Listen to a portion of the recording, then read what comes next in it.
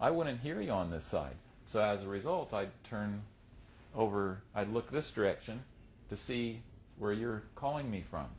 So the main advantage of fitting two is your ability to localize sounds more accurately. The other significant advantage, and to me the more important one, is fitting two hearing aids allows you to hear better in background noise.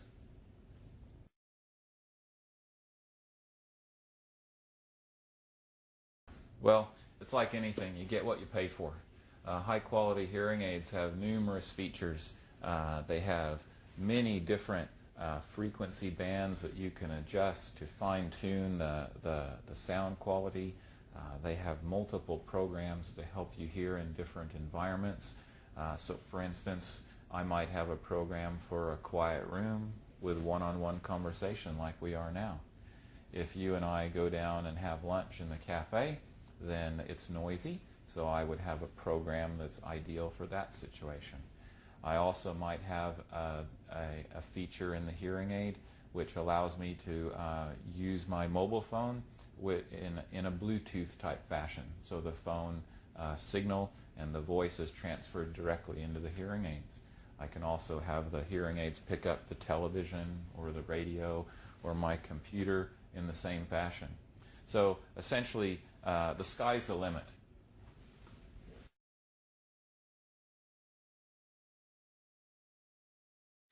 I think they're economical.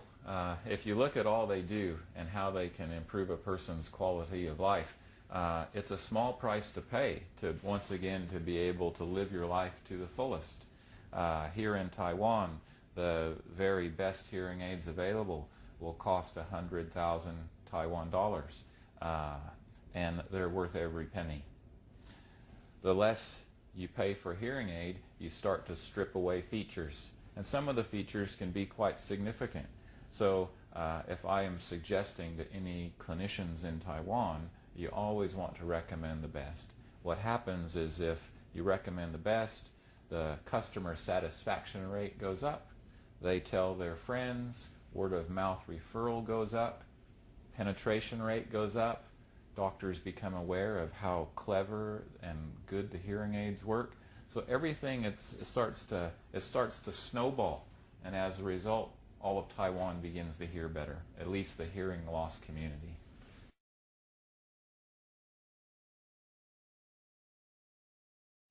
Well, that's a good question. Often it creates a rod for our own back. Their first impression of the device is not that good. They'd be less inclined to buy a basic device because it's not going to sound all that good. The amount of work that a clinician faces is much more, because they're trying to get a device that might not be as clever to do very clever things and satisfy that customer or that patient. So they do serve a purpose for some people. If they have a very quiet lifestyle and they're not interacting with that many people through, on a day-to-day basis, a basic hearing aid might be appropriate. But I would much more prefer to fit a higher tech hearing aid to everyone.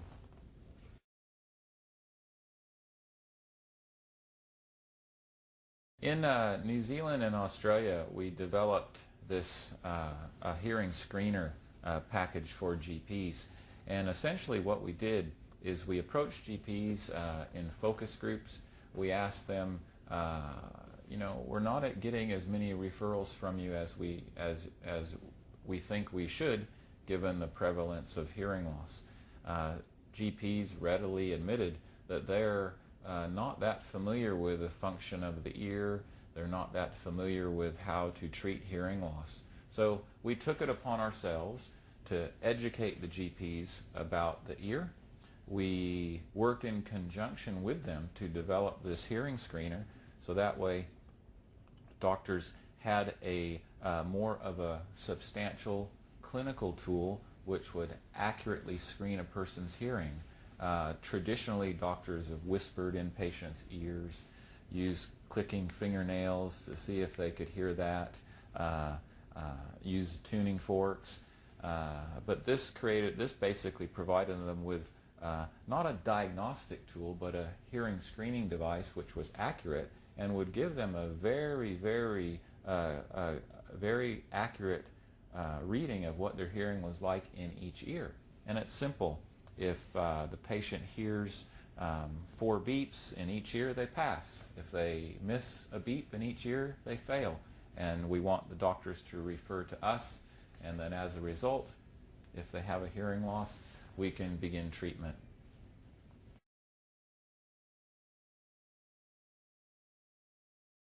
Like I was saying earlier, the penetration rate for people, well, let me back up. 1 out of 9 people on the earth have a hearing loss. Out of that 1 in 9, on average in New Zealand and Australia, you have about 25 to 35% of those people accessing, in that hearing loss population, accessing our services. In Taiwan, it's 2 or 3%. So by educating the GPs about the low penetration rate of people with hearing loss, and informing them and providing them with a tool to help them screen for hearing loss, will raise the awareness of hearing loss in Taiwan and hopefully address that low penetration rate.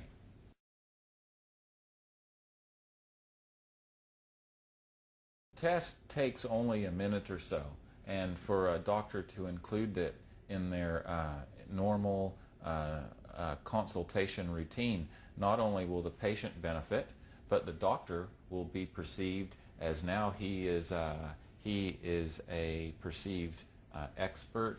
It'll raise his professional standard in the eyes of the patient, because it's one more string to his bow, or one more diagnostic tool that he can display to his patients. And so it's a great tool. It's like a stethoscope.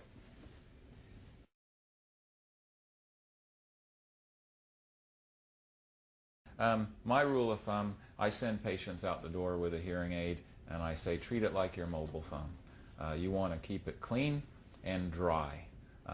There are certain waterproof hearing aids, but they're not designed for you to go swimming or jump in the shower. They're designed to get you through you forgetting you might have the hearing aid on. So if you go out into a rainstorm, they'll stand up to that. But as a rule of thumb, keep it clean and dry.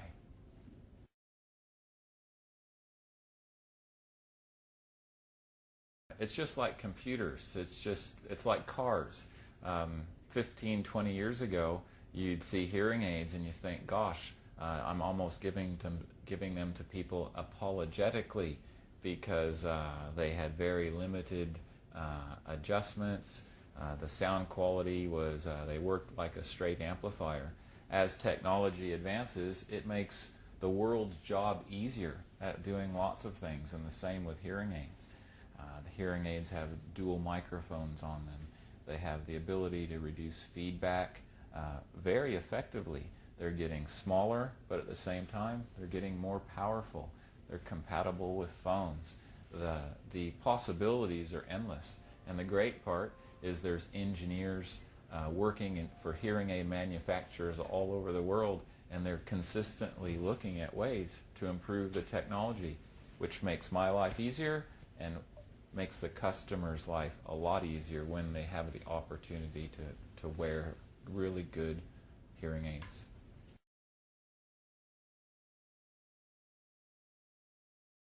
Ideally, I'd want people to get a baseline hearing test probably between 35 and 40 years of age. If the test is normal, fantastic, because I can't make a person's hearing normal again. I can try, I can get it close with a hearing aid. So if they have normal hearing, good news for everyone. Once the hearing is established as being normal, then ideally I'd want people to come back every couple years for another hearing test, just like you might get another vision test, or you go back to the dentist to have your teeth cleaned, or you go to the doctor to get a health checkup. It should be part of your every day, your annual health check.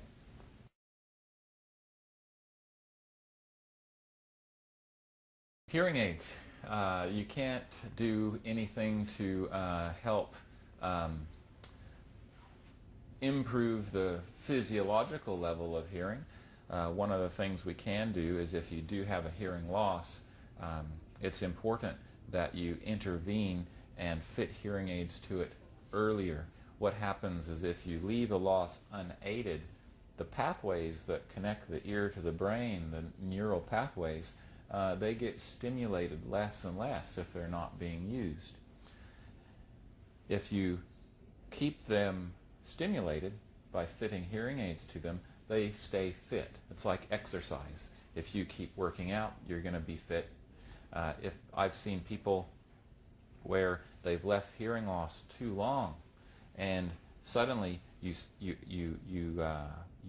stimulate these pathways and give them audibility again, and it's very hard to educate their mind and to illustrate to them that what they're now hearing is actually normal. They become comfortable having a hearing loss. So early intervention is by far the key.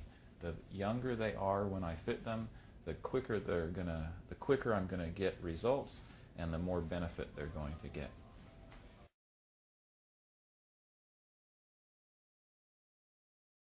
Lots of things can damage our hearing. Like I was saying, going to a rock concert, using firearms without hearing protection, cutting the lawn without earmuffs on. Prevention is the best cure. Fantastic. It's all about this. Thank you very much, Scott. You're welcome. Thank you, Kenneth. Thank you.